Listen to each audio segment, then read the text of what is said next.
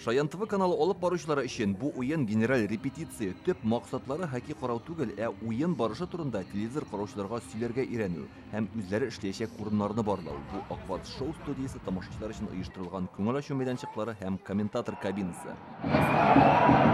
Ояз Әһлиуллин хоккей уенына аңлатма бирергә әзерләнә. Буздагы бөтен хәрәкәт игътибар үзәгендә уенчылар исемен номерлары буенча белергә кирәк. Ояз үзе дә хоккей белән мавыга. Мин үзем дә бик куркам, бик кызык. Моңарчы мондай тәҗрибә булганым юк иде, ләкин минем бик үземне шушы рушалат әйтсәк сферада сынап карыйсым килә. Зәйнәп белән Кәрим тәнәфес вакытында хоккейчылардан интервьюлар алачак. Нинди сорау бирбез икән дип диккать белән уенны карыйлар. Дулкынланалар да. Хоккейны гомумән яратам. Безнең этик иң яраткан, гаиләбезнең иң яраткан спорт төренең берсе. Шуңа күрә бергәләп карыйбыз.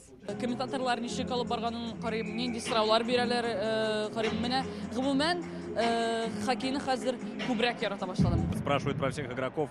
Яшьләр бик кызыксынучан, ни өчен уенчыны буздан чыгардылар, ни өчен гол исәпләнмәде дип сорыйлар.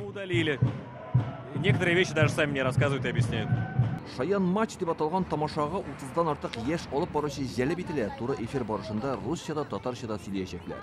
Бу чарада катнашу һәм бу чараны оештыру ул яшь буынны патриотик яктан тәрбияләүгә зур өлеш булып тора һәм киләчәктә безнең тагын да аудиториябыз артачак.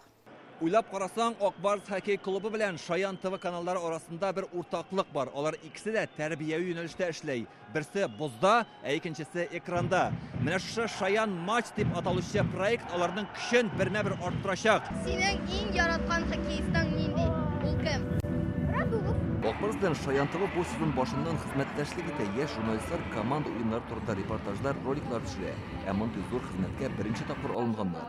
Ике якның да уртак тәкъдиме белән. Балалар белән эшләүне үзебезгә күптән максат итеп куйдык. Шуның уңайдан безнең бит инде үзебезнең балалар телеканалы бар Шаян ТВ һәм алар актив рәвештә инде безнең хоккейларга йөриләр, уеннарны карыйлар, телевизордан катнашалар, һәрвакыт менә без алар белән элемтәдә. Шаян матч 13 февральдә булачак. Акбарс белән нефтехимик командалары арасындагы уен ТНВ-дан тыш беренче мәртәбә Шаян ТВ каналында да туры эфирда күрсәтеләчәк. Илдар Сафиуллин, Инзилә Хусейнова, Владимир Гурьянов, Данил Филатов, Яңа Гасыр каналы.